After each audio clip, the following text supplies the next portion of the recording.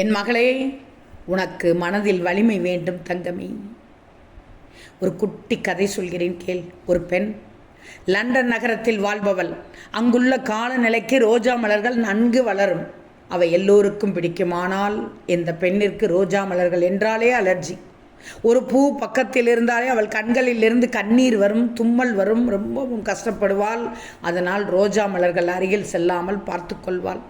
இந்த சூழ்நிலையில் ஒரு நாள் அவருடைய அலுவலகத்தில் ஒரு மீட்டிங், அதில் கலந்து கொள்ள போனால் அந்த மீட்டிங் அரங்கிற்குள் நுழைந்தவுடன் அவருக்கு ஒரே அதிர்ச்சி. ஒரு பெரிய டேபிளில் நூற்றுக்கணக்கான ரோஜா மலர்களை வைத்து அலங்கரித்திருந்தார்கள். ஒரு பூ அருகில் இருந்தாலே நமக்கு அலர்ஜி ஆச்சே, இவ்வளவு பூக்கள் மத்தியில் நான் எப்படி மீட்டிங்கை அட்டன் செய்ய போகிறேன் என்று பயந்தாள். ஆனால் வேறு வழி இல்லாமல் அவளுக்கு ஒதுக்கப்பட்ட இடத்தில் சென்று அமர்ந்தாள்.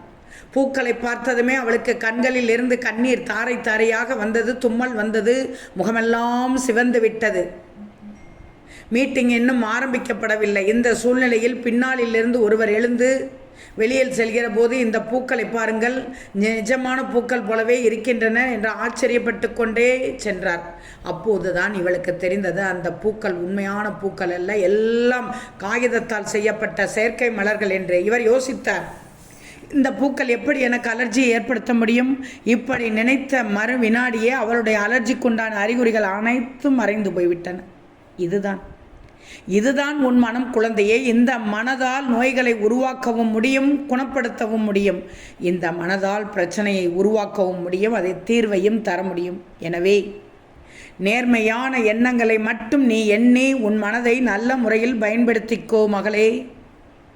பொறுமையை விட மேலான தவமும் இல்லை, திருப்தியை விட மேலான இன்பமும் இல்லை, இரக்கத்தை விட உயர்ந்த அறமும் இல்லை, மன்னித்தலை விட ஆற்றல் மிக்க ஆயுதம் இல்லை.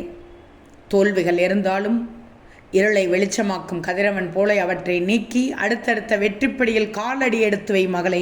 முடியும் வரை அல்ல, உன் இலக்கினை அடையும் வரை. விவேகத்துடன் ஒவ்வொரு பிரச்சனைக்கும் முடிவு காண முயற்சி செய். ஒவ்வொரு விடியலும் உன் வாழ்க்கையில் இன்பமாக விடியட்டும். ஓம் சாய்ராம்.